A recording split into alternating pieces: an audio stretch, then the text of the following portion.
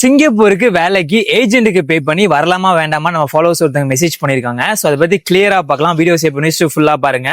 நீங்க வந்து ரெண்டு விஷயம் கண்டிப்பா பார்க்கணும். ஃபர்ஸ்ட் வந்து பாத்தீங்கன்னா அந்த ஏஜென்ட் மூலியமா வேற யாராச்சும் வந்து வேலைக்கு ஆல்ரெடி வந்திருக்காங்களா, வந்தவங்க எல்லாமே நல்லபடியா இருக்காங்களா நீங்க தெரிஞ்சுக்கிறது பெட்டர். செகண்ட் வந்து பாத்தீங்கன்னா ஏஜென்ட் ஃபீஸ் ரொம்ப இம்பார்ட்டன்ட். அதே மாதிரி உங்க சேலரி எவ்வளவு வந்து அவங்க கொடுக்க போறாங்கன்றது ரொம்ப இம்பார்ட்டன்ட்.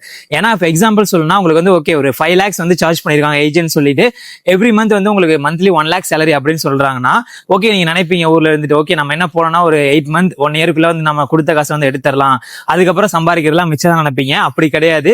சிங்கப்பூர் வந்து மோஸ்ட் எக்ஸ்பென்சிவ் கண்ட்ரி. நீங்க வந்தீங்கன்னா அப்படி இப்படி சொல்லி செலவாயிட்டே இருக்கும். ரூம்ல இருந்து ஃபுட்ல இருந்து எல்லாமே எக்ஸ்பென்சிவா இருக்கும்.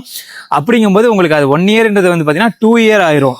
ஸோ அதுக்கப்புறம் வந்து பார்த்தீங்கன்னா நீங்கள் குடும்பம் வீட்லேயும் வந்து பார்த்தீங்கன்னா அமௌண்ட் வந்து கொடுக்கணும், அந்த மாதிரி நிறைய இதெல்லாம் இருக்கு. ஸோ நான் என்ன சொல்லுவேன்னா நீங்கள் வர்றது வந்து பிரச்சனை இல்லை, வரும்போது பார்த்துட்டு வாங்க. வந்ததுக்கு அப்புறம் இங்கே நிறைய பேர் வந்து பார்த்தீங்கன்னா ஒரு வேலைக்கு வருவாங்க, ஒரு கம்மியான சம்பளத்துக்கு வருவாங்க. வந்ததுக்கு அப்புறம் வந்து பார்த்தீங்கன்னா கொஞ்சம் கொஞ்சமா அப்கிரேட் ஆகிட்டு அவங்க செய்யற வேலையை நிறைய விஷயங்கள் கற்றுக்கிட்டு வேற கம்பெனி மாறுவாங்க, அதிக சேலரி வாங்குவாங்க. இல்லை இருக்கிற கம்பெனிலே வந்து பார்த்தீங்கன்னா ஹை சேலரி வாங்குவாங்க. ஸோ அந்த மாதிரி நீங்கள் ட்ரை பண்ணி பார்க்கலாம். ஃபாலோ பண்ணிக்கோங்க. நெக்ஸ்ட் வீடியோல பார்ப்போம்.